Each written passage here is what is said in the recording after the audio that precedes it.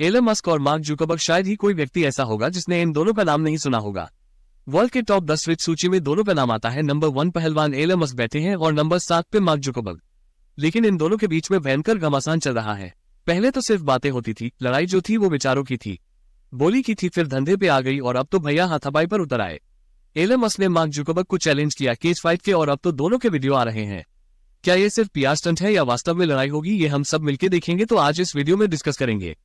सबसे पहले बिजनेस की बात करेंगे। दोनों किस तरह का बिजनेस करते हैं, दोनों का बिजनेस में क्या कमाल है और बिजनेस की जो उनकी लड़ाई चल रही है उसमें क्या फैसला होने वाला है। दोनों किस तरह के नेचर के आदमी हैं, कैसे इन्होंने चालू किया और आगे जाकर भविष्य में क्या लगता है। इन दोनों में से फाइट में भी और बिजनेस में भी कौन जीतेगा, कौन हारेगा। सबसे पहले बात करते हैं इनकी नेटवर्थ की, कौन कितना पैसे वाला है। एलन मस्क की बात करें तो $250 बिलियन की नेटवर्थ लेके नंबर 1 की पोस्ट पर विराजमान है।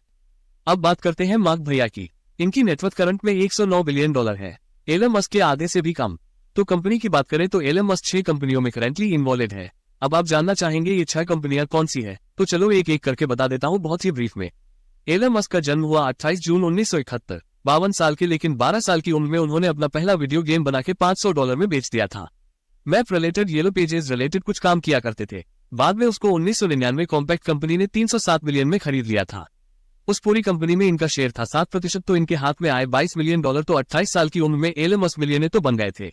ये जो $22 मिलियन मिले, इसमें से 12 मिलियन लगाकर एक नई कंपनी खोली, एक्सकॉम, जो बैंकिंग रिलेटेड, पेमेंट रिलेटेड काम करती थी। वो भी काफी सक्सेसफुल हुई।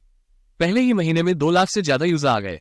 थिंग वाज गोइंग गुड, लेकिन बाद में फिर इसका आगे जाकर एक बड़ी कंपनी से मर्ज हो गया और बाद में मर्ज एंटिटी का नाम पड़ा पेपाल, और सन 2002 में इस पेपाल को भी $1.5 बिलियन में खरीद लिया।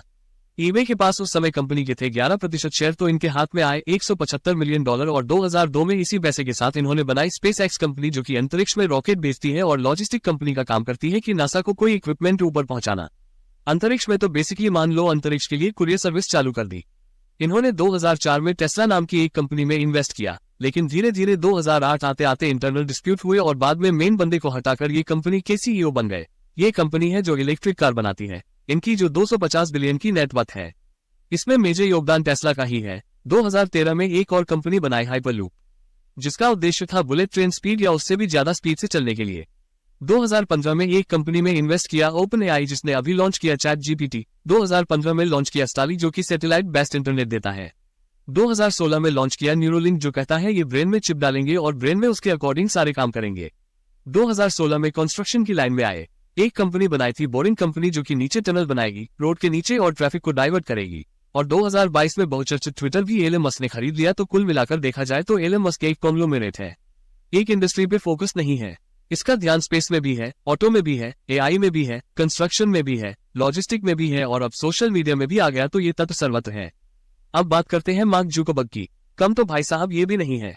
14 मई 1984 में पैदा हुए, 2004 यानी 20 साल की उम्र में फेसबुक बनाया और 2007 में वर्ल्ड के यंगेस्ट सेल्फ मेड बिलियनियर बन गए हैं। 2012 में जब मात्र 28 साल के थे, फेसबुक के टोटल 1 बिलियन से ज्यादा यूजर हो चुके थे। उस वक्त तक मार्क जुकरबर्ग के पास इतना पैसा हो चुका था कि जो भी कंपनी लगती कंपटीशन दे सकती है उसे खरीद लेते। इंस्टाग्राम, व्हाट्सएप, धीरे धीरे करके जो भी कंपनी इनके लिए खतरा बन सकती थी, सब खरीद ली और इकलौते बादशाह बन गए ये सोशल मीडिया फील्ड के। सोशल मीडिया के गेम की अगर बात की जाए तो अनडिस्प्यूटेड लीडर है मार्क जुकरबर्ग। 7 बड़ी सोशल मीडिया ऐप है, उसमें से 4 जुकरबर्ग की है। इस समय दुनिया में 2 बिलियन से ज्यादा यूजर वाली सिर्फ 4 ऐप है, उसमें से 3 मार्क जुकरबर्ग के पास है। अब कंपेयर करते हैं दोनों कैंप की सबसे बड़ी कंपनीज का। एलन मस्क के कैंप की जितनी भी कंपनीज है, उसमें जो सबसे बड़ी और लिस्टेड कंपनी है वो है टेस्ला। ये वर्ल्ड की 6ठी वो कंपनी थी जिसने $1 ट्रिलियन का मार्केट कैप टच किया। टेस्ला कंपनी बनी 2004 में, 2008 में इसमें एलन मस्क इंटर हुए, 2012 से उन्होंने गाड़ी बनाना चालू किया, लेकिन आज इसका मार्केट कैप 50 साल 100 सालों से कार बना रही Ford, Toyota, BMW, Mercedes, Lamborghini, Ferrari इन सबसे ज्यादा है। मार्क जुकरबर्ग की बात करें तो इनकी पेरेंट कंपनी है मेटा, इसका वैल्यूएशन अभी ट्रिलियन टच नहीं किया है, 750 बिलियन के आसपास है। रेवेन्यू की बात करो तो रेवेन्यू में मार्क जुकरबर्ग आगे रहते हैं।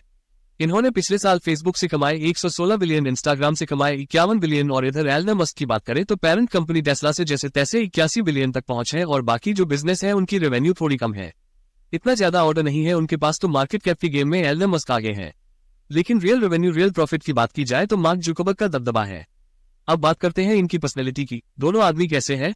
तो सबसे पहली बात एलन मस्क का जो परसेप्शन है कि बॉर्न जीनियस आदमी है। कई लोग तो उनको कहते हैं यार ये तो एलियन है, ये तो पृथ्वी ग्रह का ही नहीं है। ये तो बाहर से मार्स से कहीं आया है। इसकी बुद्धि अलग ही चलती है, सोच अलग ही चलती है।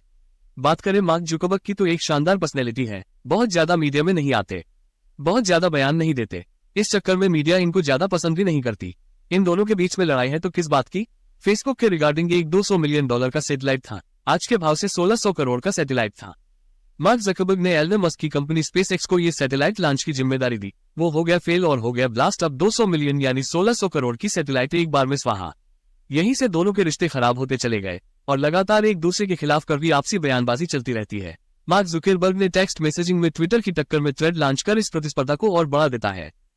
अगर आने वाले सालों में ग्रोथ की बात करें तो यहां से मार्क जुकरबर्ग के पास एक लिमिटेड ग्रोथ है, जबकि एलन मस्क की सभी कंपनियां अपने शुरुआती दिनों में हैं और भविष्य में एक हाई पोटेंशियल ग्रोथ की संभावना है।